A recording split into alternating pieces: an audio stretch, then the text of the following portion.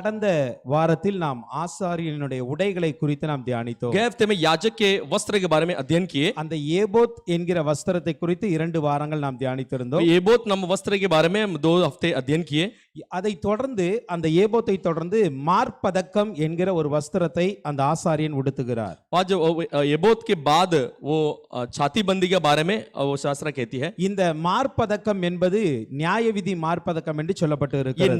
न्याय की विधियों की सीना बंद करके कहा गया है. யாத்ராகமம் 28ஆம் அதிகாரத்தின் 15 இருந்து 30ஆம் வசனம் வரைக்கும் இந்த காரியத்தை நாம் தியானிக்க முடியும். निर्गमन 28वां अध्याय उसका 15 से लेकर 20 तक उसको अध्ययन कर सकते हैं. இது அந்த ஏபோத் என்கிற வஸ்திரத்திற்கு மேலாக ஒரு பை போன்ற ஒரு உடைதான் இது. இது एबोत वस्त्र के ऊपर एक झोली के समान एक वस्त्र है.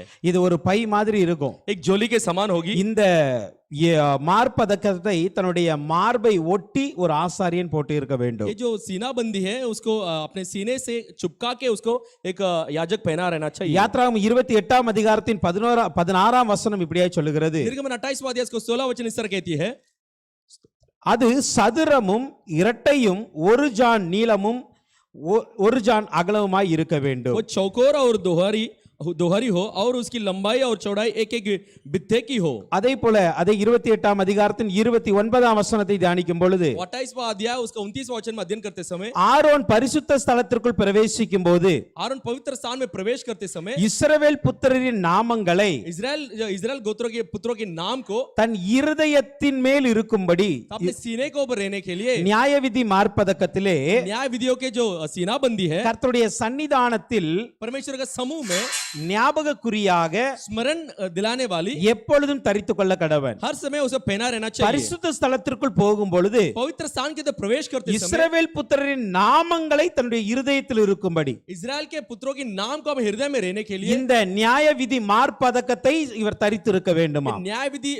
न्याय को विधियों की सीना बंदी उसका पहन रहना चाहिए. அப்ப இந்த மார்பதக்கம் எதை குறிக்கிறது என்றால் ये जो सीना बंदी किसको बताती है? இருதயத்தில் தேவனுடைய நியாயத்தை அல்லது நீதியை சுமக்க வேண்டும் என்பதின் நினைவு கூறுதல் தான் இதன் நோக்கம். इसका हृदय में न्याय को उठाना है, उसको लगा लेना है, यही उसको बताने वाली एक चीज है. அப்போ ஆசாரியன் எப்பொழுதுமே தன்னுடைய இருதயத்துல நியாயத்தை வைத்திருக்க வேண்டும். याजक कभी भी अपने हृदय में न्याय को रखा रहना चाहिए. கர்த்தர் கொடுத்திருக்கிற நியாயப்பிரமாண கட்டளையை வைத்திருக்க வேண்டும். परमेश्वर दिया हुआ व्यवस्था को रखना चाहिए. இது ஆசாரியனுடைய இருதயத்தில் இருந்தால்தான் ये याजक के हृदय में जब रहेगी ஜனங்களை அந்த நியாயத்தில் நடத்த முடியும். लोगों को न्याय में चला सकता है. அப்போ எப்பொழுதுமே தேவ ஊழியர்கள் தேவனுடைய ஊழியத்தை செய்கிறவர்கள் ஒவ்வொருவரும் தேவனுடைய நியாய விதிகளை தன்னுடைய மனதில் எப்பொழுது வைத்திருக்க வேண்டும். हर समय परमेश्वर के सेवक लोग सेवा करते समय न्याय की विधियों को उनके हृदय में रखा रहना चाहिए. ஓகே, இந்த மார்பதக்கத்தை குறித்து அதனுடைய தன்மை என்ன குறித்து இன்றைக்கு சில காரியங்களை தியானிக்க போகிறோம். सीना बंदी के बारे में उसका विशिष्टता बारे में हम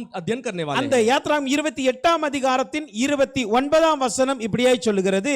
व्यवस्था अपना निर्गमन 28वां अध्याय उसका 29वां वचन इस तरह कहती है. அந்த நியாயவிதி மார்க்கத்தை இருதயத்தில் அவன் தரித்திருக்க வேண்டுமா? तो न्याय विधियों की जो सीना बंदी अपने हृदय में पहन लेना रहना அந்த चाहिए. இருதயத்தின் மேல் அது இருக்கிறது. हृदय का ऊपर वो रहती है. அப்ப இருதயம் என்பது என்ன அப்படி என்றால் हृदय बोलो तो क्या?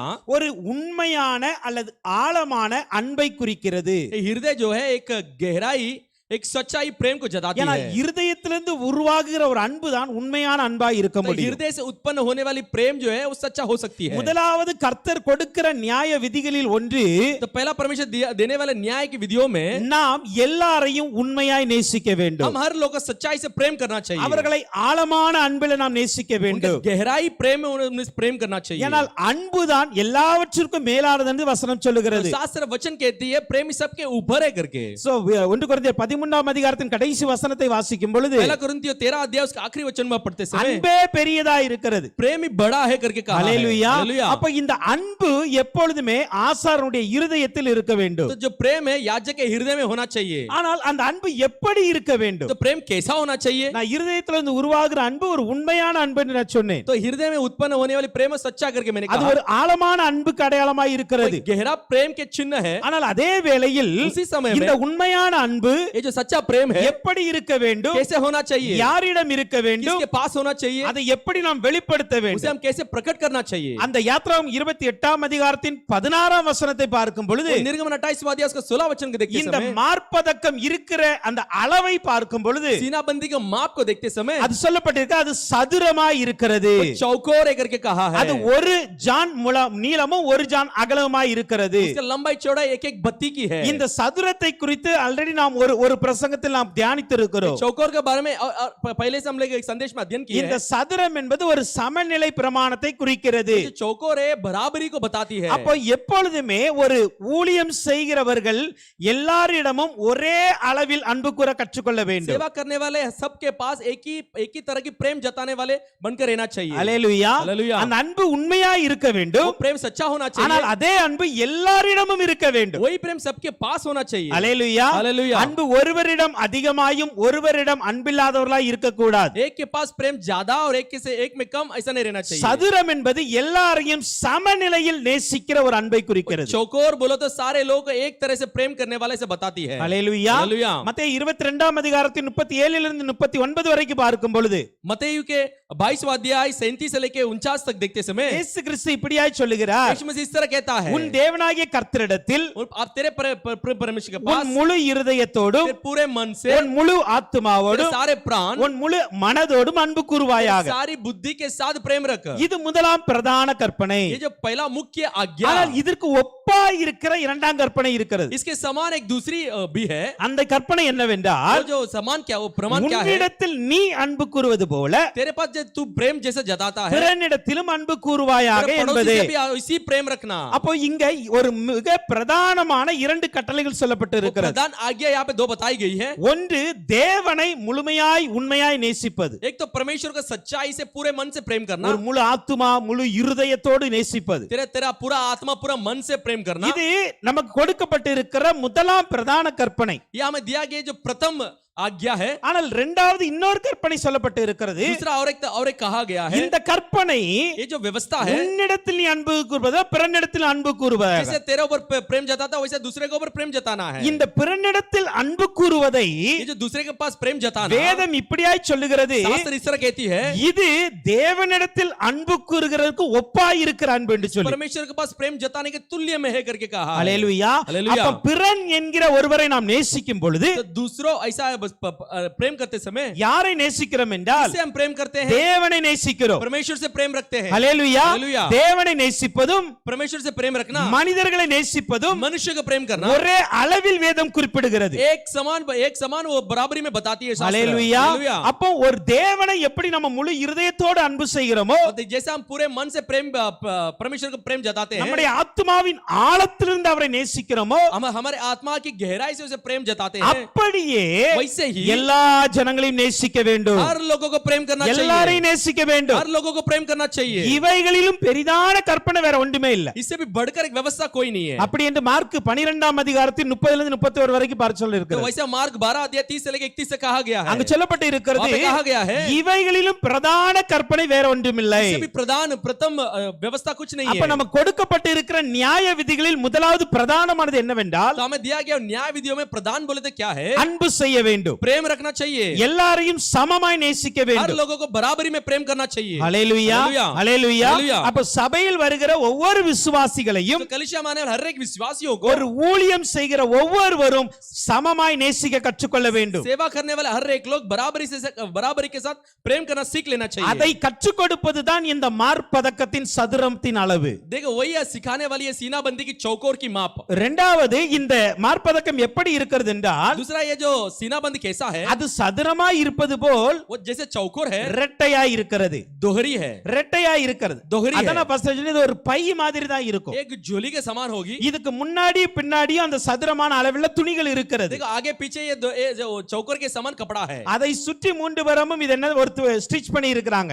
तीन भाग में इसको सिलाया गया है. அப்ப இது இரட்டையாய் இருக்கிறது என்றால், दोहरी बोला तो நம்முடைய அன்பு எப்படி இருக்க வேண்டும் हमारा என்றால், प्रेम कैसा होना चाहिए? வெளிப்புறமும் உட்புறமும் சமமான அன்பை இருக்க வேண்டும். வேண்டும். बाहर और अंदर एक समान होनी चाहिए. அல்லேலூயா. हालेलुया. சில பேர் வெளிப்புறத்துல அன்பு செய்வாங்க, कुछ लोग बाहर से प्रेम जताते ஆனா हैं, உள்ளான மனசுல திட்டிக்கிட்டு இருப்பாங்க. लेकिन अंदरूनी अंदरूनी हृदय में लोग डांटते रहेंगे. அப்படிப்பட்ட அன்பு தேவனுக்கு தேவனிடத்தில் காட்டுகிற அன்பு அல்ல. देखो वैसा प्रेम परमेश्वर का जताने वाला प्रेम नहीं है. அல்லேலூயா. हालेलुया. தேவனிடத்தில் நாம எப்படி முழு அந்த இருதயத்தை திறந்து அன்பு செய்கிறோமோ, कैसे परमेश्वर के पास पूरा मन खोलकर प्रेम जताते हैं, அப்படியே ஜனங்களிடம் அன்பு செய்ய वैसे வேண்டும். लोगों के पास भी प्रेम जताना है. அதுதான் இது உள்ளான அன்பையும் வெளிப்புற அன்பையும் காட்டுகிறது. ये अपना अंदरूनी और बाहर की जो प्रेम को बताती है. ரோமர் 12ஆம் அதிகாரத்தின் 9ஆம் வசனம் இப்படியாய் சொல்லுகிறது, रोमियो 12 अध्याय उसका 9 वचन इस तरह कहती है, உங்களுடைய அன்பு மாயமற்றதாய் இருப்பதாக. आपके जो प्रेम है निष्कपट होना चाहिए. உங்கள் அன்பு மாயமற்றதாய் आपका இருப்பதாக. प्रेम जो निष्कपट होना चाहिए. தீமையை வெறுத்து நன்மையை பற்றிக் கொள்ளுங்கள். बुराई से घृणा करो और भलाई में அப்ப लगे रहो. அன்பில் மாயம் இருக்கக்கூடாது. तो प्रेम में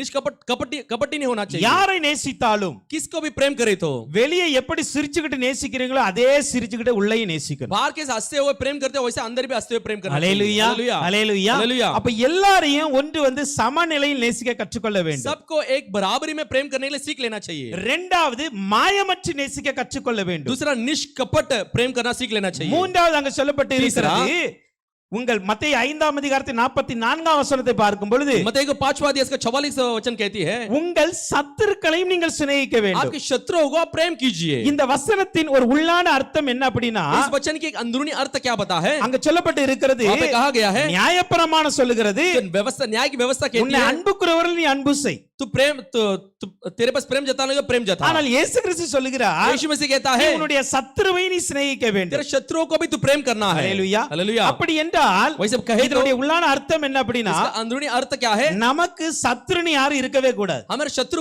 बोल के कोई नहीं रहना चाहिए. அல்லேலூயா. हालेलुया. நம்மை பல பேர் சத்துருவாய் பார்க்கலாம். हमें कई सारे लोग शत्रु के विरोधी में देख सकते மற்றவருடைய हैं. கண்களுக்கு நாம் ஒரு சத்துருவை போல தெரியலாம். हम दूसरे के आंखों में हम एक शत्रु बनकर दिख सकते हैं. ஆனால் நம்முடைய கண்களுக்கு ஒருவரும் சத்துருவாய் இருக்கவே கூடாது. हमारे आंखों के लिए कोई शत्रु नहीं होना चाहिए. நம்ம யாரையும் ஒரு துரோகியாகவோ அல்லது நமக்கு பிடிக்காதவர்களாகவோ நாம் பார்க்க கூடாது. किसी को हम विरोधी या ऐसा ना पसंद के लोग के समान देखना नहीं चाहिए. அதுதான் இயேசு கிறிஸ்து சொன்னார், நீ சத்துருவையும் சிநேகி. इसलिए यीशु मसीह ने कहा तेरे शत्रुओं को भी प्रेम அப்ப कर. சிநேகிக்கும் பொழுது சத்துருவே இருக்க மாட்டாங்க. अगर प्रेम किया तो कोई शत्रु नहीं होगे. இன்னைக்கு இந்த அன்பு தான் இன்னைக்கு சபையில் வேண்டும். तो वही प्रेम कलीसिया में चाहिए. இந்த அன்பு தான் ஊழியம் பார்க்கிறவர்களுக்கு வேண்டும். यही प्रेम जो सेवा करने वाले के पास ஒன்று चाहिए. ஒரு சமநிலையான அன்பு இருக்க வேண்டும். एक बराबरी की प्रेम होना चाहिए. எல்லாரிடத்திலும் ஒரே விதமான அன்பு. सबके पास एक ही तरह की प्रेम. இரண்டாவது மாயமற்ற அன்பு இருக்க வேண்டும். दूसरा निष्कपट प्रेम.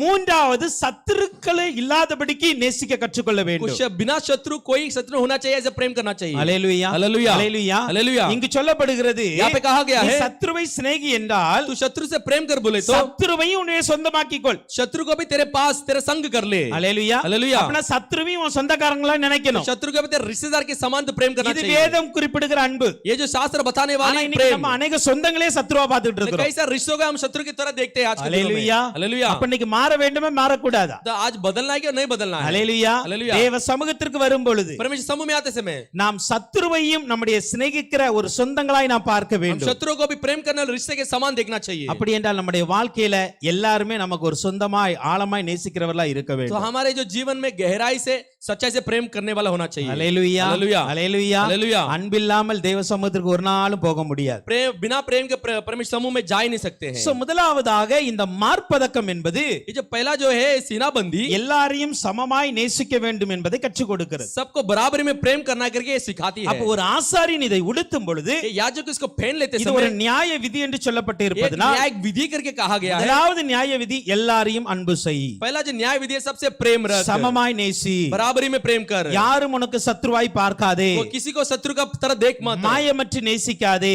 निष्कपट प्रेम मत कर. இதை உணர்த்துகிறது. इसको स्मरण दिलाती சோ है. இன்றைக்கு நீங்களும் நானும் இந்த மார்ப்பதக்கத்தை உடுத்துகிறவராய் இருந்தால் ये आप और मैं ये सीनाबंदी को पहन ले होंगे तो இதே அன்பில் நிலைத்திருக்க கற்றுக்கொள்ள வேண்டும். यही प्रेम में स्थिर होने के लिए सीख लेना चाहिए. இந்த அன்பை இன்னும் அதிகமாக்கிக் கொள்ள நாம் கற்றுக்கொள்ள इस வேண்டும். प्रेम को और ज्यादा बनाने के लिए हम सीख लेना चाहिए. இரண்டாவதாக दूसरा இந்த மார்ப்பதக்கம் எதை காட்டுகிறது? ये सीनाबंदी किसको जताती நாம் है? யாத்ராம் 28ஆம் அதிகாரத்தின் निर्गमन 28वां अध्याय 17 இலிருந்து 21 வரைக்கும் நாம் பார்க்கும் பொழுது 17 से लेकर 21 तक देखते समय அங்கு ஒரு 12 விதமான ரத்தினங்களை குறிப்பிட்டு இருக்கிறது. उधर एक 12 तरह की मोतियों के बारे में कहा गई है. அதுல 4 பத்தி ரத்தினங்களை நிறைய பதிக்க வேண்டும். तो इसमें 4 बत्तियों में मोतियों को उसमें मणि को जड़ाना चाहिए। அல்லேலூயா அல்லேலூயா। இந்த ஏபோத்தில் நாம் பார்க்கும் பொழுது ये बोध में देखते समय 2 கோமேத கற்கள் இருந்தது 2 अपना सुलेमानी मणि थी, அதுல 12 நாமங்களை எழுதியிருந்தாங்க उसमें 12 नामों को लिखे गए थे। ஆனால் இந்த மார்பதக்கத்தில் लेकिन ये सीनाबंदी में எல்லாமே வெவ்வேறு ரத்தினங்கள்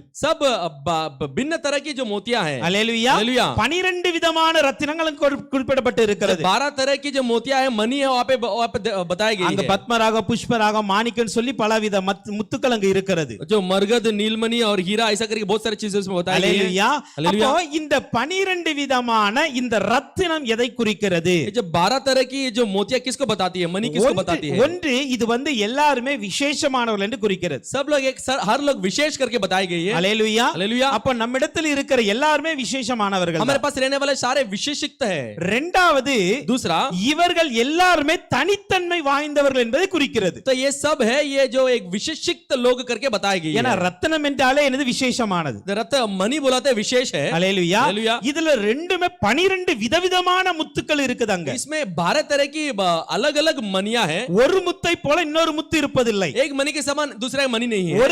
ஒரு முத்துடைய கலர் ரெட் என்றால் இன்னொரு முத்துடைய கலர் நீல கலரா இருக்கிறது एक की लाल रंग है तो एक की नीले रंग है, இன்னொன்று வெள்ளையா இருக்கிறது कुछ सफेद है, இன்னொன்று பழுப்பு நிறத்தில் இருக்கிறது दूसरे जो है एक आईने के समान है। இப்படி ஒவ்வொரு முத்துக்களும் 12 விதமான நிறங்களை உடையதா இருக்கிறது 12 मणि है, 12 के तरह के रंग के है। இது 12 விதமான பிரகாசங்களை உடையதா இருக்கிறது 12 तरह के प्रकाश पाए हुए है। எல்லாமே ஒரே மாதிரி அது மிளிர்வதில்லை सब एक तरह से चमकती नहीं, அது ஒவ்வொரு விதமாக மிளிர்கிறது हर एक भिन्न रूपी से वो चमकती है। ஒவ்வொன்றும் 12 விதமான அது குவாலிட்டிஸ் உடையதா இருக்கிறது एक सारे 12 जो है 12 गुण के भरे हुए அப்ப हैं। இது எல்லாமே தனித்தன்மை அதற்குன்னு ஒரு யூனிக் குவாலிட்டிஸ் இருக்கிறது सारे को विशेषिकता है। ஹalleluya हालेलुया। அப்ப நம்மட்ட இருக்கிற ஒவ்வொருவரும் हमारे पास रहने वाला हर एक விசேஷமானவர்கள் தான் विशेष लोग हैं, ஆனால் அதைவிட மேலாக तो उससे बढ़कर அவர்கள் ஒவ்வொருவரும் தனித்தன்மையுள்ளவர்கள் என்பதை நாம் புரிந்து கொள்ள तो வேண்டும் हर एक विशेषित गुण पाए हुए लोग हैं। எல்லாரும் ஒரே மாதிரி இருக்க सब लोग மாட்டாங்க एक जैसा नहीं है। ஹalleluya हालेलुया। யாத்ராகமம் 33:16ல பார்க்கும் பொழுது निर्गमन 33 उसके 16 में देखते समय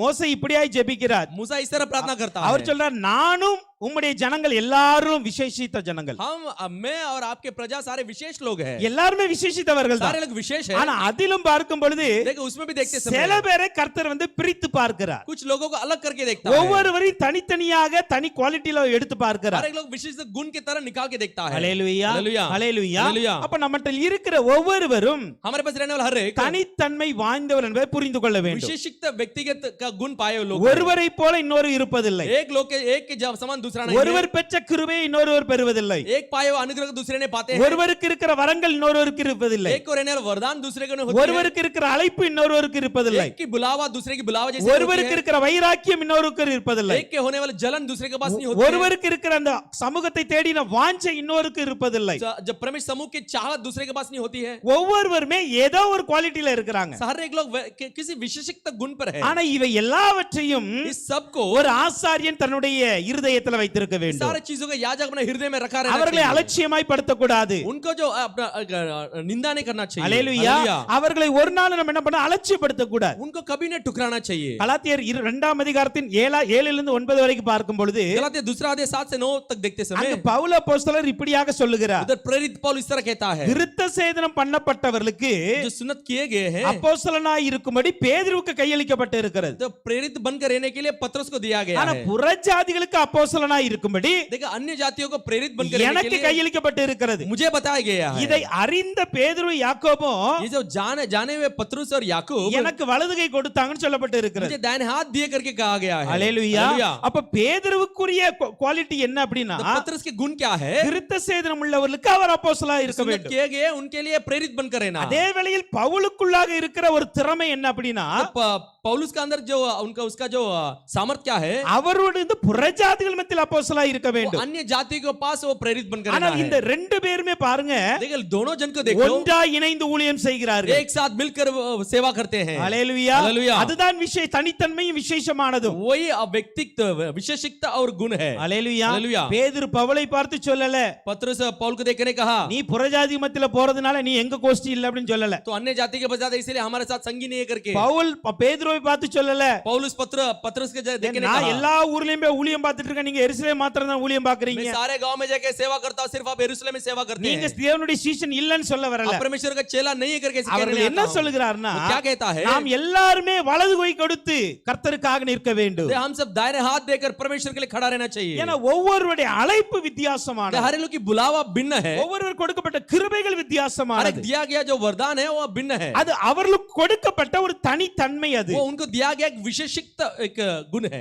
இதை நாம் புரிந்து கொண்டு ये हम समझकर ஒவ்வொருவரையும் கனமுள்ளவர்களாய் பார்க்க सब வேண்டும். लोग को आदर भरा हुआ जैसे देखना चाहिए। அல்லேலூயா. அல்லேலூயா. யாரையும் கனவீனப்படுத்த கூடாது. किसी को हम अनादर नहीं करना चाहिए। அல்லேலூயா. அல்லேலூயா. அப்ப ஒவ்வொருவரையும் கர்த்தர் வித்தியாசமான விதத்தில் பயன்படுத்துவார். हर लोग को परमेश्वर एक भिन्न रूपी से उपयोग करता है। சபையில் பார்க்கும் பொழுது कलीसिया में देखते समय சில வேளையில कुछ समय में சில பேர் தன்னுடைய பொருளாதாரத்தின் நிமித்தம் ஊழியங்களை அதிகமாய் தாங்குவார்கள். देखो अपना जो पैसे के वजह से दोबारा सेवा को थामते हैं। சில பேர் தன்னுடைய உழைப்பின் நிமித்தம் ஊழியத்தை தாங்குவாங்க. कुछ लोग अपना जो मेहनत से सेवा को उन लोग मदद करते हैं। அல்லேலூயா. அல்லேலூயா. அப்ப இவங்க ரெண்டு பேருமே ஊழியத்தை ये தாங்குகிறவர்கள். दोनों जो है सेवा को मदद करते हैं। பொருளாதாரத்தினால் தாங்குகிறவர்களும் உண்டு, जब पैसा से उसको सेवा मदद करने वाले भी அதே होते हैं। வேளையில் பொருளாதாரம் இல்லாத பட்சத்தில் உழைப்பினால் தாங்குகிறவர்களும் உண்டு. कुछ लोग बस पैसा नहीं इसलिए उन लोग क्या अपने मेहनत से सेवा को मदद அதற்காக करते हैं। இவர்கள் ரெண்டு பேருமே அற்பமானவர்கள் யாரும் அல்ல, விசேஷமானவர் யாரும் அல்ல. तो किसी में ये लोग अल्प जानने वाला कोई नहीं है, विशेष कोई नहीं है। இவர்களை நாம்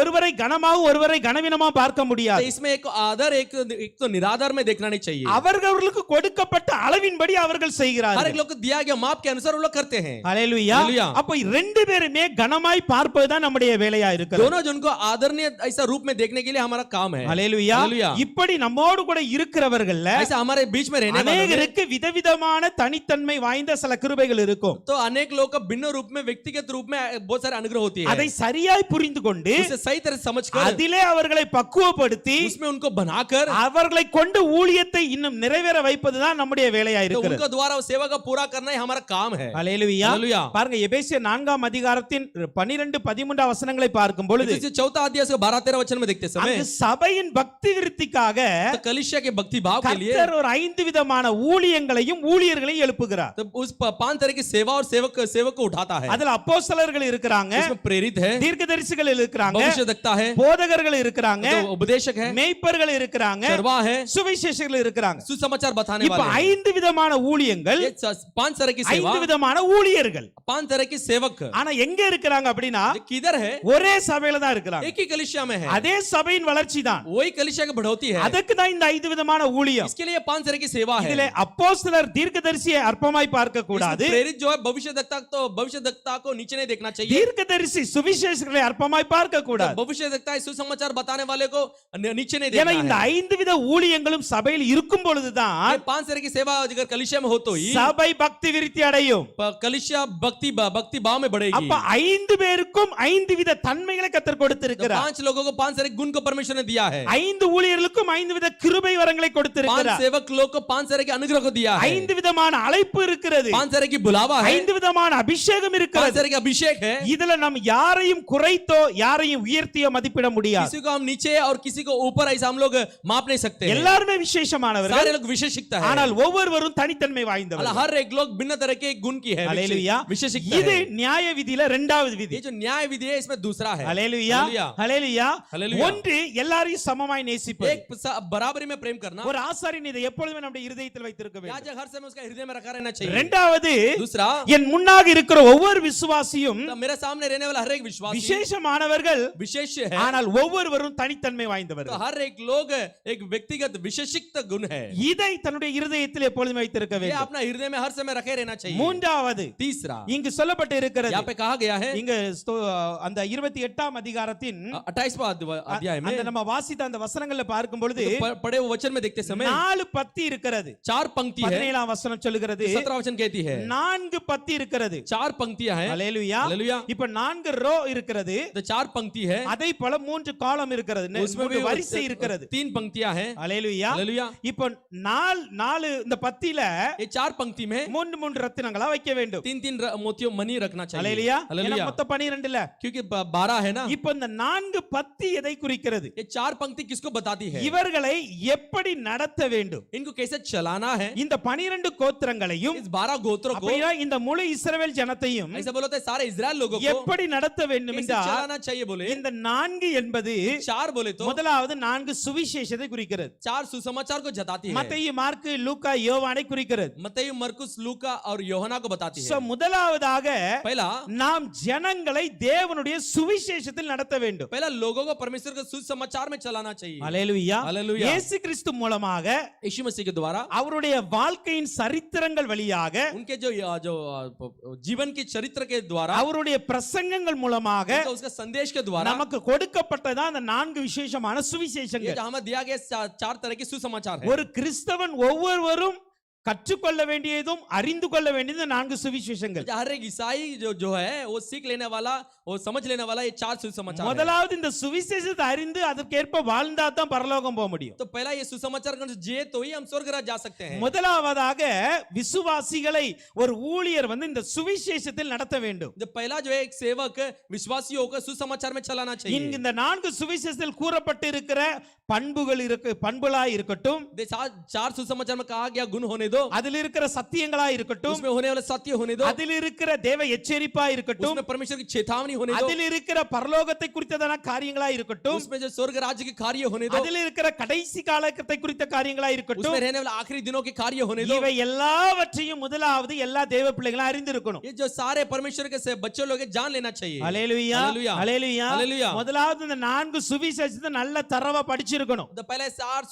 सुसमाचार को अच्छी तरह से पढ़ लेना चाहिए அதுல தன்னுடைய வாழ்க்கையை வாழ பழகிக் கொள்ளணும் उसमें जीने के लिए सीख लेना चाहिए ஹalleluya हालेलुया ஹalleluya हालेलुया மலை பிரசங்கத்தை குறித்து பார்க்கும் பொழுது जब पहाड़ी पर जो संदेश के बारे में देखते समय இந்த உலகத்துல யாரும் பண்ணாத பிரசங்கம் தான் அந்த மலை பிரசங்கம் देखिए दुनिया में कोई नहीं किया ऐसा वो संदेश हो जो पहाड़ी संदेश है எந்த வேதத்திலும் இல்லாத ஒரு அருமையான கருத்துக்கள் அதில் இருக்கிறது देखो किसी भी शास्त्र में नहीं है वैसा एक अच्छा अर्थ वो जो संदेश में இப்ப है அந்த பிரசங்கத்தெல்லாம் படிச்சு நம்ம அதுல வாழ்க்கையில கொண்டு வரணும் तो वो संदेश को हम सीख कर हमारे जीवन में लाना चाहिए அதற்கு தான் அந்த மலை பிரசங்கத்தை எழுதி வைத்திருக்கிறாங்க तो वही जो पहाड़ी संदेश को जो प्रचार को लिखे रखा है ஹalleluya हालेलुया ஆவியில் எளிமையா இருங்க तो आत्मा में धन्य रहो இருதயத்துல சுத்தமா இருங்க हृदय में शुद्ध रहो ஹalleluya हालेलुया இப்படி பலவித காரியங்கள் அங்க சொல்லப்பட்டு ऐसे இருக்கிறது कई सारी चीजों आप कहा இதெல்லாம் गया है கற்றுக்கொண்டு ये सब सीख कर ஒவ்வொரு தேவ பிள்ளைகளும் இந்த சுவிசேஷம் நடத்துவது ஒரு ஊழியருடைய கடமை तो हर एक विश्वासी को इसमें चलाना एक सेवक का काम है ஹalleluya हालेलुया இப்படி நடத்தும் பொழுது ऐसे चलाते समय இந்த சுவிசேஷ வார்த்தையில ஜனங்களை நடத்தும் பொழுது इस सुसमाचार के जो वचनों में लोगों को चलाते समय வெளிப்படுத்தல் 4ஆம் அதிகாரத்தின் 16ஆம் வசனத்தை பார்க்கும் பொழுது तो प्रकाशित वाक्य 4 अध्याय उसके 16 वचन को ஒரு देखते समय 4 ஜீவன்கள் இருக்கிறது उसमें 4 जीवन है அந்த ஜீவன்கள் என்ன பண்ணுகிறது जीवन क्या करती है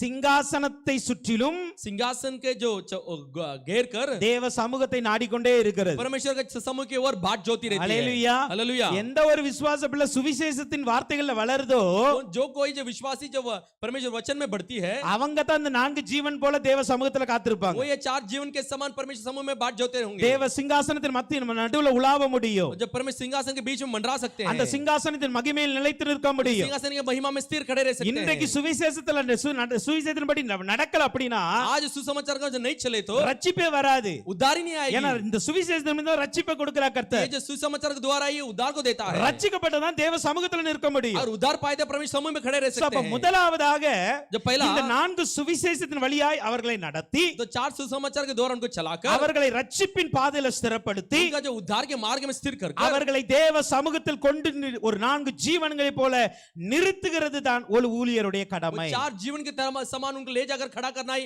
ये सेवक की जिम्मेदारी So, है முதலாவதாக இவர்களை சுவிசேஷத்தில் சரியாக நடத்த तो வேண்டும் पहला इनको सुसमाचार में ठीक तरह से चलाना चाहिए இரண்டாவது दूसरा அங்க ஒரு 3 வரிசை இருக்கிறது उधर 3 पंक्ति है இந்த 3 வரிசை குறித்து பார்க்கும் பொழுது 3 पंक्ति के बारे में देखते समय இங்கு 2 கொரிந்தியர் 13ஆம் அதிகாரத்தில் 14ஆம் வசனத்தை பார்க்கும் பொழுது जो दूसरा कोरिन्थियों 13 अध्याय उसका 14 वचन को देखते समय பிதாவின் அன்பு पिता की जो प्रेम है இயேசு கிறிஸ்துவினுடைய கிருபை यीशु मसीह का अनुग्रह பரிசுத்தாவினுடைய ஐக்கியம் पवित्र आत्मा की सहभागिता இந்த மூன்றுல அடுத்து தேவ பிள்ளைகளை நடத்தணும் इसमें जो परमेश्वर बच्चों को चलाना चाहिए அல்லேலூயா हालेलुया இதுல பிதாவாகிய தேவன் நம்ம காராட்டின அன்புல किसमें पिता हमें जताने वाले प्रेम में இரண்டாவது இயேசு கிறிஸ்து நம்ம மீது வைத்திருக்கிற கிருபை दूसरा यीशु मसीह हमारा पर रखा अनुग्रह மூன்றாவது பரிசுத்த ஆவியானவர் மூலம் உண்டாகிற ஐக்கியம் पवित्र आत्मा के द्वारा होने वाली सहभागिता இந்த மூன்று மூன்றையும் தேவ பிள்ளைகள் நடக்கும்படியாக கற்றுக் கொடுக்க வேண்டும். इस तीनों में परमेश्वर के बच्चे चलने के लिए उन्हें सिखाना चाहिए. அந்த பிதாவின் அன்பு நம்முடைய இருதயத்தில் ஊற்றப்பட்டு पिता இருக்கிறது. के प्रेम हमारे हृदय में उंडेला गया அந்த है. இயேசு கிறிஸ்துவினுடைய கிருபை நம்மை இரட்சிப்பின் பாதையில் நடத்துகிறது. यीशु मसीह अनुग्रह में उद्धार के मार्ग में चलाती அந்த है. பரிசுத்தாவினுடைய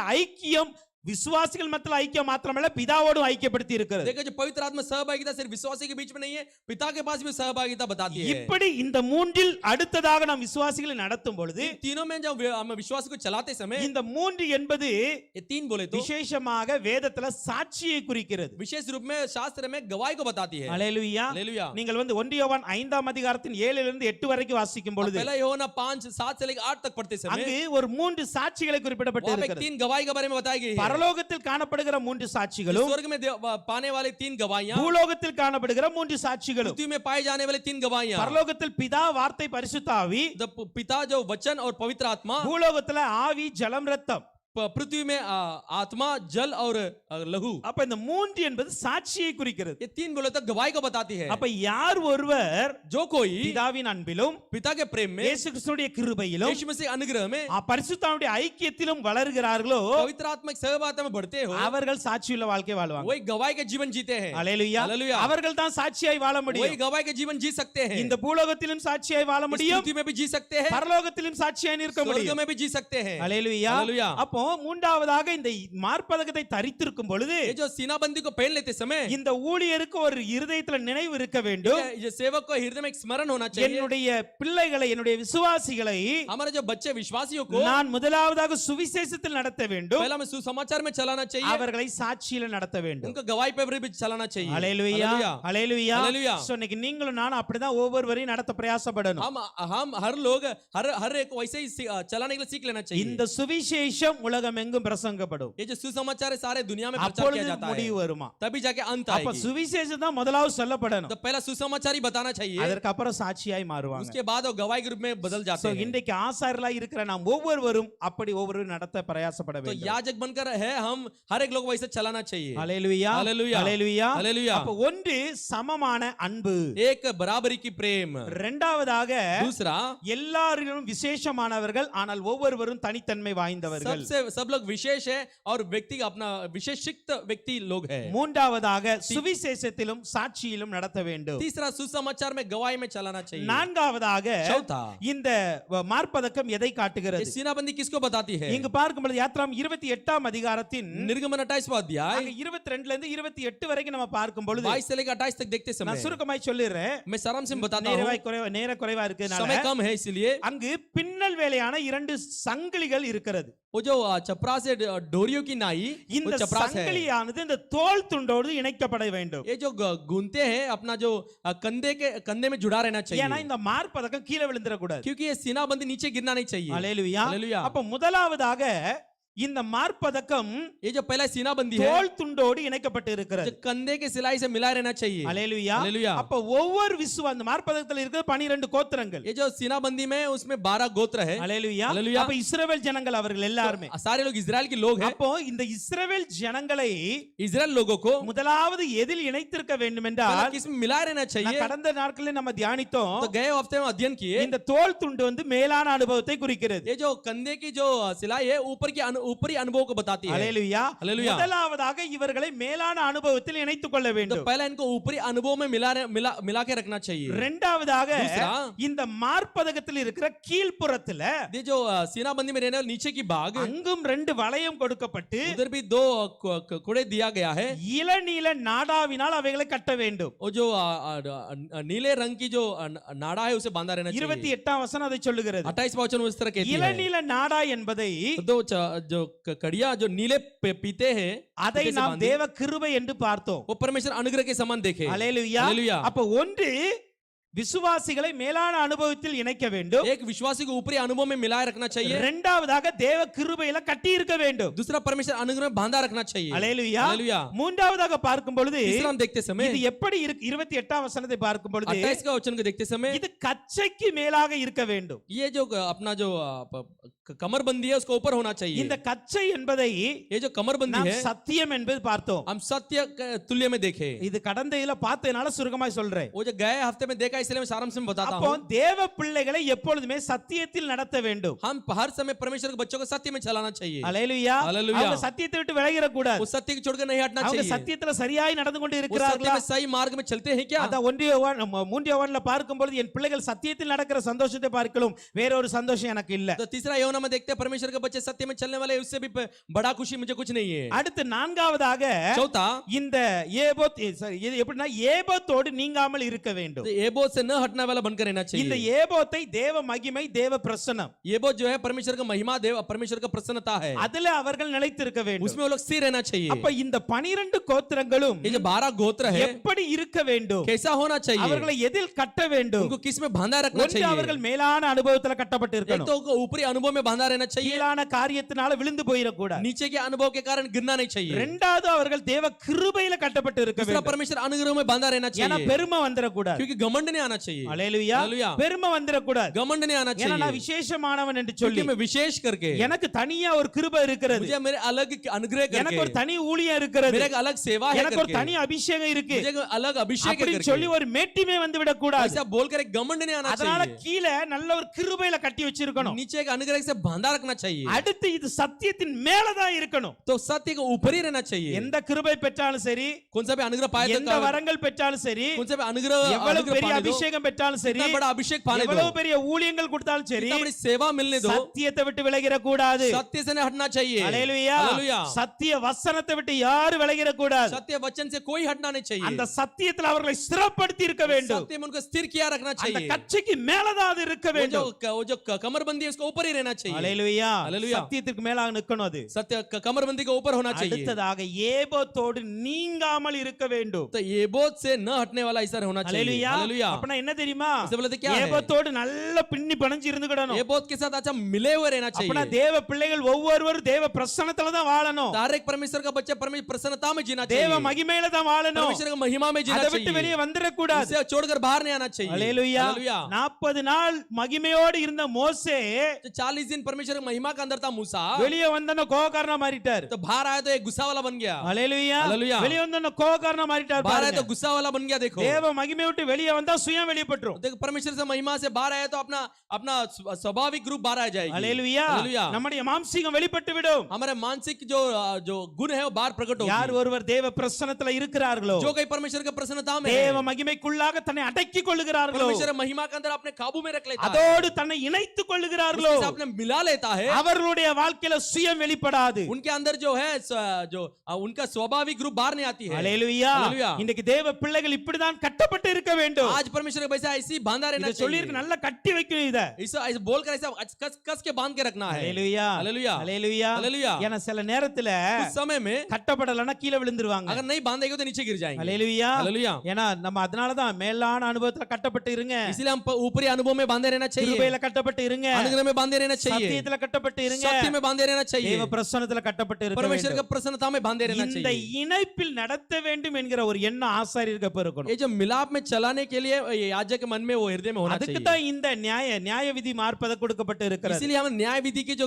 सेनाबंदी दिया गया அப்ப है நான்காவது चौथा இந்த நியாய விதி மார்ப்பதற்கு எதை குறிக்கிறது ये என்றால், न्याय विधि की जो सेनाबंदी किसको जताती है தேவ பிள்ளைகளை மேலான அனுபவத்தில் கட்ட வேண்டும், परमेश्वर के जो बच्चे हैं उनको ऊपरी अनुभव में बांधा रहना चाहिए கிருபையில் கட்ட வேண்டும், अनुग्रह में बांधा रहना चाहिए தேவ சத்தியத்தில் கட்ட வேண்டும், परमेश्वर सत्य में बांध के रखना चाहिए தேவ மகிமைக்குள் அவர்களை வைத்திருக்க வேண்டும். परमेश्वर महिमा के अंदर उनको रखना चाहिए இதை அந்த ஆசாரியன் எப்பொழுதுமே நினைவில் வைத்திருக்க इसे வேண்டும். याजक अपने हर समय स्मरण में रखना அல்லேலூயா. हालेलुया கடைசியாக ஒரு காரியத்தை பார்க்கிறோம். आखिरी में एक कार्य को देखते அந்த हैं 28ஆம் அதிகாரத்தின் 30ஆம் வசனத்தை பார்க்கும் பொழுது 28वां अध्याय उसका तीसरा वचन को நியாய देखते விதி समय மார்ப்பதக்கத்திலே वो जो न्याय की चपरास में ஊரிம் தும்மிம் என்பவைகளை வைப்பாயாக. ऊरीम और तुम्मीम को रखना ஆரோன் கர்த்தருடைய சன்னிதானத்தில் பிரவேசிக்கும் போது जब आरोन यहोवा के सामने आए அவைகள் அவன் இருதயத்தின் மேல் இருக்க வேண்டும். तब हृदय के ऊपर हो ஆரோன் தன் இருதயத்தின் மேல் हारून अपना इजराइल हृदय के ऊपर இஸ்ரவேல் புத்திரருடைய நியாய விதிகளை इजराइल लोग की न्याय विधियों को கர்த்தருடைய சன்னிதானத்தில் எப்பொழுதும் தரித்துக் கொள்ள வேண்டும். परमेश्वर के समूह में हर समय बांधे रहना चाहिए இப்ப இந்த நியாய விதி மார்ப்பதற்குள்ள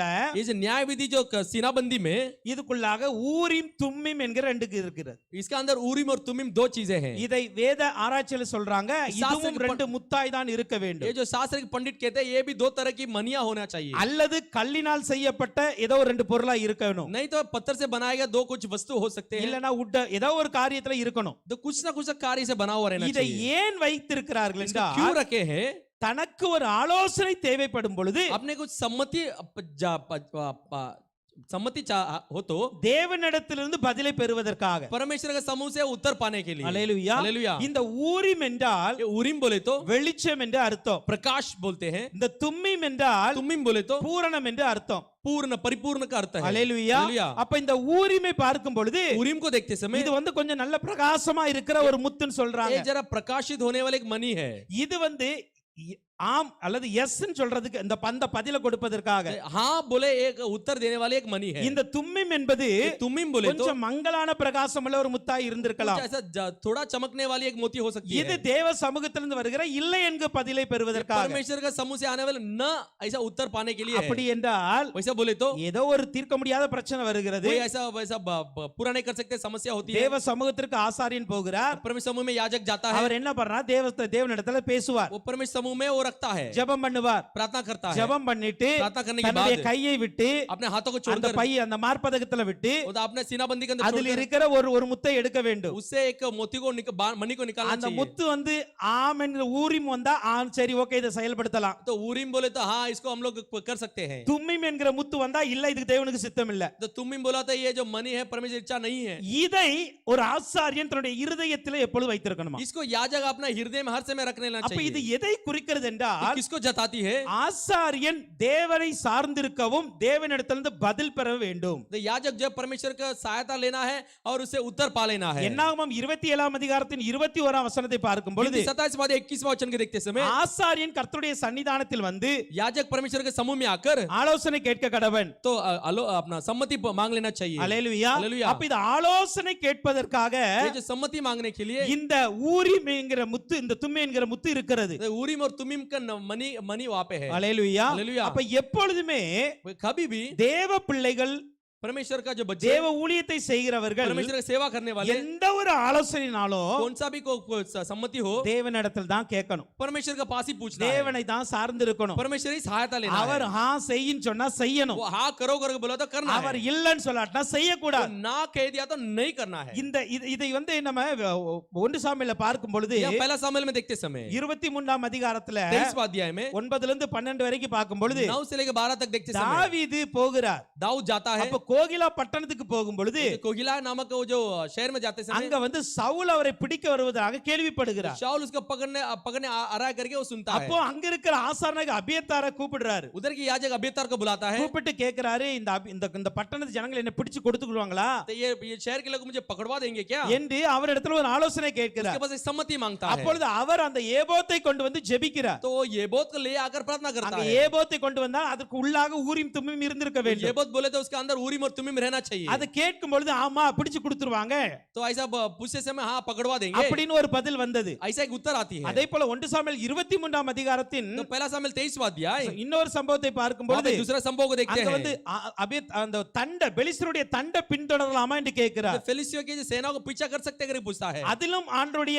உத்தரவு வருகிறது. उसमें भी परमेश्वर उत्तर आती है. அல்லேலூயா. हालेलुया. 1 சாமுவேல் 30ஆம் அதிகாரம் 7 ல இருந்து 8 வரைக்கும் पहला सामुएल 3 अध्याय 7 से लेकर 8 तक அங்க வந்து பெலிஸ்தருடைய தண்டை நீ பின்தொடரலாம், அதை பிடிச்சு கொள்ளலாம் சொல்றார். फिलिस्तियों के जो पीछा कर सकता है उनको पकड़ लेकर के कहता இந்த है. ரெண்டு சம்பவத்துல பார்க்கும் பொழுது ये दोनों संभव में देखते समय தாவீது ஆசாரியனிடம் வந்து ஆலோசனை கேட்கிறார். दाऊद याजक के पास आके सम्मति அந்த मांगता है. ஆசாரியன் தேவனிடத்தில் விசாரிச்சார். वो जो याजक जब परमेश्वर के पास पूछता அங்க है மறு உத்தரவு வந்தது. उधर एक उत्तर आती है. அல்லேலூயா. हालेलुया. ஆனால் இதே காரியத்தை यही कार्य को சவுலும் ஒரு நாள் செஞ்சார். साउल भी एक दिन करता है. சவுல் செய்யும் பொழுது साउल करते समय அந்த 1 சாமுவேல் 28ஆம் அதிகாரத்தின் जब पहला सामुएल 28वां अध्याय 6ஆம் 7ஆம் வசனத்தை பார்க்கும் பொழுது 6 और 7 में देखते समय சவுல் போய் கேட்கிறார். साउल जाके पूछता है. கர்த்தரிடத்தில் விசாரிச்சார். परमेश्वर के पास पूछता है. கர்த்தர் அவனுக்கு சொப்பனங்களிலாவது परमेश्वर उसके स्वप्न के द्वारा ஊரிமினாலாவது ऊरीम के द्वारा தீர்க்கதரிசனாவது भविष्यवक्ता के மறு द्वारा உத்தரவு அருளவில்லை. उसका प्रति उत्तर नहीं दिया. உடனே அவர் என்ன பண்ணிட்டாரு? उसने क्या किया? 7ஆம் வசனத்தை பார்க்கும் பொழுது 7वां वचन में देखते समय அவர் அஞ்சனம் பார்க்கிற ஸ்திரீயிட்ட वो போயாச்சு. भूत सिद्धि करने वाली की बस चले गया. அல்லேலூயா. हालेलुया. அப்ப ஒரு காரியத்தை நல்லா புரிஞ்சுக்காங்க. एक चीज को अच्छा सीख लेना ஒரு चाहिए. ஆசாரியன் வந்து தேவனுடைய பதிலை சொல்லவில்லை तो என்றால் याजक एक परमेश्वर उत्तर को नहीं कहे तो ஜனங்கள் எங்க போவாங்க அப்படின்னா लोग कहाँ पे जाते हैं? குறி கேட்க தான் போவாங்க. जो भूत सिद्धि वाले के पास ही जाएंगे। ஹalleluya. हालेलुया। அஞ்சனம் பார்க்க தான் போவாங்க. जो भूत सिद्धि वाले के पास ही அப்போ ஒரு जाएंगे। ஆசாரியன் எப்பொழுதுமே ஊரின் தும்மியை வைத்திருக்க तो வேண்டும். याजक हर समय ऊरीम और तुमीम को रखा रहना அப்படி चाहिए। என்றால் தேவனிடத்திலிருந்து வருகிற பதிலை ஒரு ஆசாரியன் சொல்ல வேண்டும். तो परमेश्वर से आया हुआ एक उत्तर को याजक कहना चाहिए। ஹalleluya. ஹalleluya. ஹalleluya. ஹalleluya. அப்படி சொல்லாத பட்சத்துல वैसे ना कहे तो ஜனங்கள் ஆசாரியனை விட்டு வேற இடத்துக்கு போக வேண்டிய சூழ்நிலை வந்து लोग याजक को छोड़कर दूसरे के पास जाने वाली स्थिति आएगी। அப்ப எப்பொழுதுமே हर समय தேவ பிள்ளைகள் தேவனிடத்திலிருந்து ஒரு பதிலை பெற तो வேண்டும். परमेश्वर का बच्चा परमेश्वर से एक उत्तर पा लेना चाहिए। ஹalleluya. ஹalleluya. அப்பொழுதுதான் தேவ ஜனங்கள் வழி தப்பி போகாமல் பாதுகாத்துக் கொள்ள तभी முடியும். जाके जो परमेश्वर के लोग न भटकते हुए से बचाए जाएंगे। எஸ்ரா 2ஆம் அதிகாரத்தின் 63ஆம் வசனத்திலும் इस्रा दूसरा अध्याय 53वां वचन में, நெகேமியா 7ஆம் அதிகாரத்தின் 65ஆம் வசனத்திலும் नेहमिया 7वां अध्याय 65वां वचन में ரெண்டு வசனம் சொல்லுகிறது. दो वचन कहती है ஊரிம் தும்மிம் என்பையில் உள்ள ऊरीम और तुमीम कहने ஒரு वाले ஆசாரியன் எலும்பு மட்டும் तो याजक उठने तक இவர்கள் மகா பரிசுத்தமானதிலே புசிக்க தகாததென்று जो परम पवित्र के वस्तु में न खाने वाले திர்ஷதாவுக்கு சொல்லி இருந்தான். तिरशदा उनको बताया था। ஹalleluya. हालेलुया। திர்ஷதாங்க ஒரு மனிதன் இருந்தார் அங்க. तिरशदा नाम का एक मनुष्य था। இஸ்ரவேல்ட்ட சொல்றார், இஸ்ரவேல் ஜனங்கள்ட்ட इस्राएल लोगों पास कहता है ஊரிம் தும்மிம் உள்ள ஒரு ஆசாரியன் எலும்புற வரைக்கும் तो ऊरीम और तुमीम धारण के करने वाले याजक न उठते थे वक्त யாரு பரிசுத்தமானதை தொடக்கூடாது. वो भी पवित्र वस्तु को नहीं छूना है। அப்படின்னா என்ன தெரியுமா? वैसे बोले तो क्या ஆசாரியர்கள் இருந்திருக்கிறாங்க, याजक थे, ஊரிம் தும்மிம் இல்ல. ऊरीम और तुमीम नहीं அப்ப था। அந்த ஊரிம் தும்மிம் உள்ள ஆசாரியன் எலும்புற तो வரைக்கும் ऊरीम और तुमीम उठने पहनने वाले जो याजक होते हैं वक्त ஜனங்கள் வெயிட் பண்ணணும். पर लोग उसके लिए इंतजार करना ஜனங்கள் है। வெயிட் பண்ணணும். लोग इंतजार करना है। அப்படின்னா என்ன தெரியுமா? वैसे बोले तो क्या தேவ பிள்ளைகள் சில நேரம் வருவாங்க. परमेश्वर बच्चे कुछ समय में आते हैं। பாஸ்டர் இந்த காரியத்துக்கு ஜெபம் பண்ணி சொல்லுங்க. तो पास्टर ये कार्य के लिए प्रार्थना करके बताओ। இந்த ஆண்டு ஏதாவது சொல்றாங்களா? तो ये हाँ कहते हैं क्या? ஊழியக்காரங்களும் ஜெபிப்பாங்க. सेवक लोग भी प्रार्थना करते हैं। ஆண்டவர் கொஞ்சம் பதில கொடுக்க டிலே பண்ணலாம். तो परमेश्वर कुछ उत्तर देने के लिए वो देरी कर सकता ஏன்னா है, அவர் நேரத்தை தானே பார்த்து சொல்லுவாங்க. क्योंकि वो समय को देख के कहते हैं ना।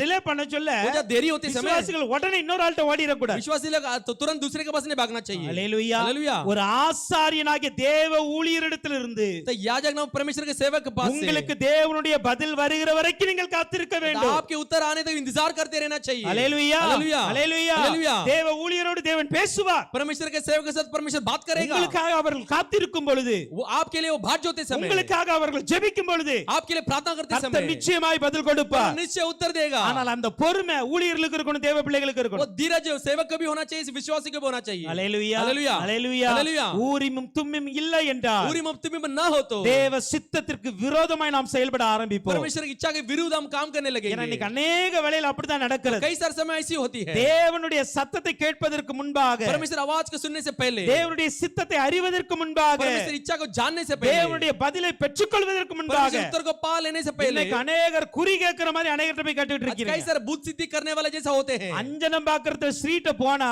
तो भूत सिद्धि करने वाले के स्त्री के पास गए மரித்து போன சாமுவேல் தான் எந்திச்சு வருவான். तो मरा हुआ सामुएल उठ कर आएगा। அது மரித்து போன சாமுவேல் ஆவி தான் வரும். वो मरा हुआ सामुएल की आत्मा ही आएगी। என்னுடைய தேவன் மரித்தவர்களின் தேவன் அல்ல, அவர் ஜீவிக்கிற தேவனாய் இருக்கிறார். मेरा परमेश्वर मरे हुए के लिए नहीं, वो जीवित परमेश्वर அவர் है। ஜீவனுள்ள தேவனாய் वो இருக்கிறார். जीवित परमेश्वर है। அவர் ஜீவனுள்ள தேவன் பேசுகிற தெய்வம். वो जीवित परमेश्वर बात करने वाला परमेश्वर है। ஹalleluya. हालेलुया। அவசரப்பட்டு वो जल्दबाजी में தேவ சந்நிதியிலிருந்து பதில் வர்றதுக்கு முன்னாடி, परमेश्वर समूह से उत्तर आने से पहले, சிஸ்டர் எனக்கு இத ஒன்னு சொல்லுங்க, பிரதர் அதை எனக்கு சொல்லுங்கன்னு சொல்லி குறி கேட்க கூடாது. बहन ये मुझे बताओ, ब्रदर वो मुझे बताओ करके नहीं कहना चाहिए। ஹalleluya. हालेलुया। இன்னைக்கு अनेक தேவ பிள்ளைகள், कई सारे परमेश्वर का बच्चे, ஆமா, கிறிஸ்தவர்களுக்குள்ளே अनेक குறி சொல்லுகிறவர் மாதிரி இருக்கிறாங்க. मसीह लोग के, ईसाई लोग के अंदर कुछ ऐसा बुत सिद्धि करने वाला जैसा है, அப்படி அல்ல. वैसा नहीं। ஹalleluya.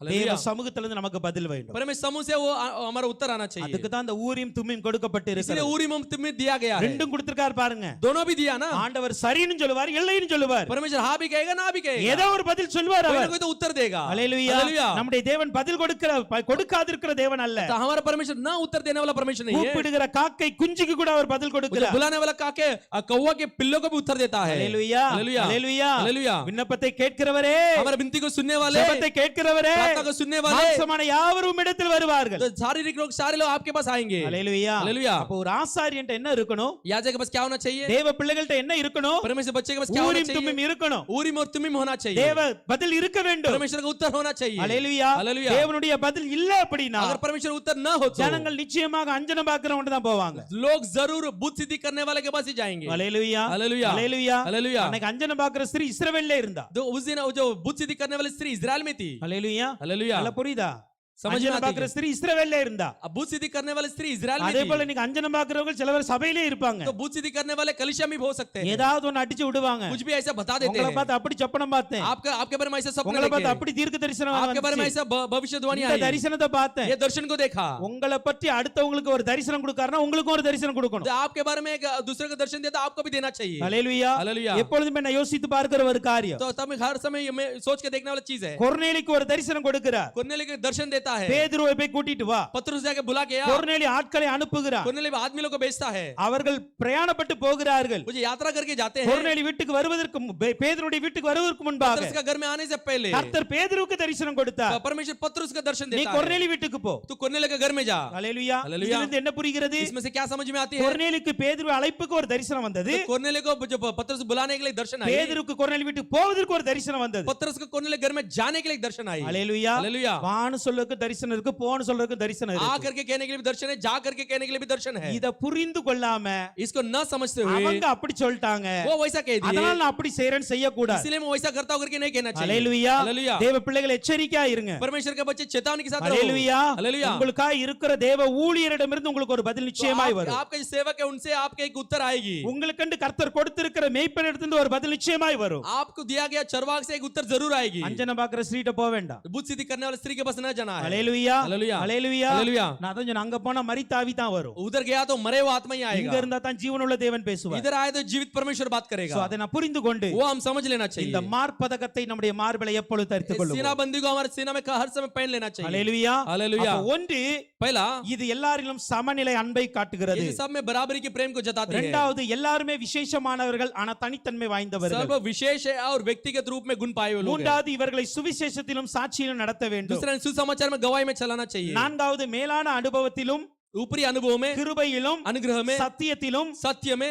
தேவ மகிமையிலும் இவர்கள் கட்டப்பட்டு இருக்க வேண்டும். परमेश्वर महिमा में बांधे रहना चाहिए। ஐந்தாவதாக, पांचवा, தேவனை சார்ந்து இருக்க வேண்டும். परमेश्वर से सहायता रहना चाहिए। தேவனிடத்திலிருந்து பதில் வருகிற வரைக்கும் காத்திருக்க வேண்டும். परमेश्वर से उत्तर आने तक बात जोना So, चाहिए। இதுதான் இந்த மார்பதக்கம் காட்டுகிற நியாய விதி. यही ये जो सीनाबंदी दिखाने वाले न्याय की विधियां இந்த है। நியாய விதியை ஒரு ஆசாரியன் மீறக்கூடாது, தேவ பிள்ளைகளும் மீறக்கூடாது. ये जो न्याय विधियों को याजक भी पार नहीं करना है, विश्वासी भी पार नहीं So, करना இது है। எப்பொழுதுமே நம்முடைய இருதயத்தின் மேல இருக்க வேண்டும். हर समय हृदय में होना चाहिए। அப்படி பதித்து கொண்டு वैसा उसको छाप कर நம்முடைய ஊழியங்களை இணைந்து செய்வோம். हम सेवा को मिलकर करेंगे, கர்த்தர் நிச்சயமாக பெரிதான காரியங்களை செய்வார். परमेश्वर बड़ा कार्य को करेगा। கர்த்தர் உங்களை ஆசீர்வதிப்பாராக. परमेश्वर अब आशीष ஒரு करे। விஷயம் நம்ம எல்லாம் எழும்பி நின்று एक समय खड़े सब लोग खड़े हो கர்த்தருக்கு ஒப்பு जाएंगे। கொடுக்க போகிறோம். परमेश्वर अर्पण करने वाले हैं। இதனால கர்த்தர் நம்மோடு பேசினபடி इस समय जैसा परमेश्वर हमसे बात அப்பா ஒரு किया, நியாய விதி மார்பதகத்தை குறித்து எங்களோடு பேசி இருக்கிறீர். पिता हमें न्याय विधि के जो सीनाबंदी के बारे में हमसे बात की है। எங்களுடைய இருதயத்தில் இருக்க வேண்டிய நியாய விதிகள், हमारे हृदय में रहने वाले न्याय की विधियां, நாங்கள் எல்லாரிடத்திலும் சமநிலை அன்பை காட்ட हम வேண்டும். सबके उस बराबरी की प्रेम जताना चाहिए। நாங்கள் உள்ளான வெளிப்புற அன்பு சரியான விதத்தில் இருக்க வேண்டும். हमारे अंदर और बाहर की जो प्रेम है उस बराबरी में होना चाहिए। மாயமற்ற அன்பை காட்ட உதவி செய்வீராக. निष्कपट प्रेम को दिखाने के लिए मदद कीजिए। அதே போல எங்கள் சத்துருக்களின் சிநேகிதர் எங்களுக்கு உதவி செய்வீராக. हमारे शत्रु को प्रेम करने के लिए मदद कीजिए। எல்லாருமே விசேஷமானவர்கள் தான். सारे लोग विशेष है, அதிலும் தனித்தன்மை வாழ்ந்தவர்கள் இருக்கிறாங்க. विशिष्ट गुण पाए हुए लोग हैं। எல்லாருமே ஆலயத்தின் ஊழியத்தின் வளர்ச்சிக்காக இருக்கிறவர்கள். सब लोग भवन मंदिर और सेवा के बढ़ोतरी के लिए है। சுவிசேஷத்திலும் சாட்சியிலும் அவர்களை நடத்த வேண்டும். सुसमाचार गवाही में उनको चलाना चाहिए। மேலான அனுபவத்திலும் ऊपरी अनुभव में, கிருபையிலும் अनुग्रह में, சத்தியத்திலும் सत्य में, தேவ மகிமையிலும் இணைக்க வேண்டும். परमेश्वर महिमा में मिला रखना चाहिए। எப்படி எந்த ஒரு காரியமாய் இருந்தாலும் जो कोई कार्य होने दो, தேவனை மாத்திரம் சார்ந்து இருக்க सिर्फ வேண்டும். परमेश्वर की सहायता लेना है। தேவனிடத்திலிருந்து மாத்திரம் பதிலை பெற்றுக்கொள்ள வேண்டும். सिर्फ परमेश्वर से उत्तर पाना நாங்கள் है, வேற யார்கிட்ட போக கூடாது. किसी के पास भी नहीं जाना है। கர்த்தரிடத்தில் அப்படி ஒப்பு கொடுத்து परमेश्वर वैसा अर्पण நாம் ஒரு कर விசை ஸ்தோத்தரிக்கலாம். हम एक सब स्तुति करेंगे। ஸ்தோத்திரம் ஸ்தோத்திரம் ஸ்தோத்திரம் ஸ்தோத்திரம் हालेलुया, ஸ்தோத்திரம் हालेलुया, ஸ்தோத்திரம் ஸ்தோத்திரம் ஸ்தோத்திரம் आमेन, ஸ்தோத்திரம் आमेन, आमेन, ஸ்தோத்திரம். எங்கள் அன்பின் பரலோக பிதாவே, स्वर्गीय पिता, உம்மை ஸ்தோத்தரிக்கிறோம் आपको தகப்பனே. स्तुति करते हैं இந்த परमेश्वर। நாளில் கூட इस समय में भी இந்த மார்பதகத்தை குறித்து எங்களோடு इस பேசியிருக்கிறீர்கள். सीनाबंदी के बारे में हमसे बात की। நாங்கள் ஒரு சமநிலை அன்பில் இருக்க வேண்டும் என்று கற்றுக் கொடுத்தீங்க. हम एक बराबरी के प्रेम में रहना चाहिए, हम सिखाए। நாங்கள் ஒவ்வொருவரும் அந்த அன்பில் நிலைத்திருக்க உதவி हमारे செய்யும். एक लोग वैसे प्रेम में स्थिर होने के लिए मदद कीजिए। மாயமற்ற அன்பாய் இருந்து ये निष्कपट प्रेम बनकर எல்லாரையும் நேசிக்க கற்று सबको தருவீராக. प्रेम करने के लिए हमें सिखाइए। நாங்கள் எல்லாவற்றிலும் தகப்பனே, हम सारे चीजों में पिता, எல்லாருமே விசேஷமானவர்கள் என்று सारे लोग विशेष हैं। ஒவ்வொருவருக்கும் தனித்தனி கிருபை கொடுக்கப்பட்டிருந்து हर एक लोग को भिन्न रूप के ஒருவரை ஒரு दिया गया है। கனப்படுத்த உதவி செய்வீராக. तो सबको बल देने के लिए मदद कीजिए। சுவிசேஷத்திலும் சாட்சியில் நடத்த உதவி செய்வீராக. सुसमाचार गवाही में चलने के लिए मदद कीजिए। மேலான அன்பிலும் ऊपरी अनुभव में, தேவ கிருபையிலும் परमेश्वर का अनुग्रह में, சத்தியத்திலும் सत्य में, தேவ மகிமையிலும் परमेश्वर की महिमा में ஜனங்களை நடத்த உதவி செய்வீராக. लोगों को चलाने के लिए मदद அதிலே कीजिए। எங்கள் ஜனங்கள் இணைந்திருப்பார்களாக. उसी में हमारे लोग जुड़े रहना चाहिए। எல்லாவற்றுக்கும் மேலாக सबके ऊपर நாங்கள் தேவனை சார்ந்திருக்க வேண்டும். परमेश्वर के सहायता करना நாங்கள் மற்ற चाहिए। காரியங்களை குறித்து அல்ல, दूसरे कार्य के ऊपर नहीं, எப்பொழுதுமே தேவனிடத்திலிருந்து பதிலை பெறுவரை காத்திருக்க हर வேண்டும். समय परमेश्वर से उत्तर पाने तक हम बाट जाना இதிலே चाहिए। ஊழியர்களாகிய நாங்களும் விசுவாசத்தில் உண்மையா இருக்க கற்றுக் तो கொடுப்பீராக. हम सेवक, हम और विश्वासी के बच्चे सच्चाई से रहने के लिए सिखाइए। எங்கள் மனதில் வந்ததை சொல்லாதபடிக்கு, हम मन में मनमानी की चीजों को नहीं बताना யாருடைய है। விசுவாச வாழ்க்கையை கெடுத்து போடாதபடிக்கு दूसरा कोई विश्वासी के जीवन को नहीं நாங்கள் बिगाड़ना உண்மையாக चाहिए। தேவன் கொடுக்கிற பதிலை சொல்ல உதவி हम செய்வீராக. सच्चाई से परमेश्वर देने वाला उत्तर को कहना चाहिए। விசுவாச பிள்ளைகளும் கூட विश्वासी के जो बच्चे हैं, தேவனிடத்திலிருந்து பதில் வரைக்கும் பொறுமையா இருக்க உதவி तो செய்வீராக. परमेश्वर के पास से उत्तर आने तक धीरज के साथ बात जाना குறி चाहिए। சொல்லுகிற இடத்துல அஞ்சனம் பார்க்கிறது போகாதபடிக்கு बुद्ध सिद्धि करने वाले के पास न जाना है। சரியான தேவன் கொடுக்கிற தேவ ஊழியத்திலிருந்து வார்த்தைகளை பெற்றுக்கொள்ள உதவி उस सही तरह செய்வீராக. से दिया गया सेवक के पास से जो उत्तर आते हैं उसके लिए बात जाना அப்படி चाहिए। செய்யப்படுறதுக்காக உமக்கு நன்றி செலுத்துகிறேன். वैसे करने वाले इसके लिए धन्यवाद देते தொடர்ந்து हैं। ஊழியங்களை மகிமையாய் நடத்தி கொடுப்பீராக. तो लगातार आपके सेवा को महिमा रूपी से இந்த चलाइए। வாரத்தில் நடக்க போகிற ஒவ்வொரு கூட்டங்களிலும் கர்த்தர் மகிமையாய் நடத்தி கொடு. इस हफ्ता होने वाले हर एक सभा को परमेश्वर महिमा रूपी से चलाइए। தேவ ஊழியரை கர்த்தர் பலப்படுத்துவீராக. परमेश्वर सेवा को बल दीजिए। அவருடைய கால்களில் இருக்கிற எல்லா வித பலவீனங்களையும் மாற்றி கர்த்தர் பலப்படுத்தி உற்சாகப்படுத்துவீராக. उनका पैरों में रहने वाले सारे बलहीनता घटाकर बल देकर उनको उत्साहित कीजिए। ஒவ்வொரு விசுவாச குடும்பங்களையும் ஆசீர்வதியும். हर एक विश्वासी को परिवार को आशीष நீரே कीजिए। பாதுகாத்துக் கொள்ளும். आप ही संभाल लीजिए। இயேசுவின் நாமத்தில் ஜெபிக்கிறோம். यीशु मसीह के नाम से எங்கள் प्रार्थना करते ஜீவனுள்ள हैं। நல்ல பிதாவே. अमर जीवित परमेश्वर, आमेन। हालेलुया।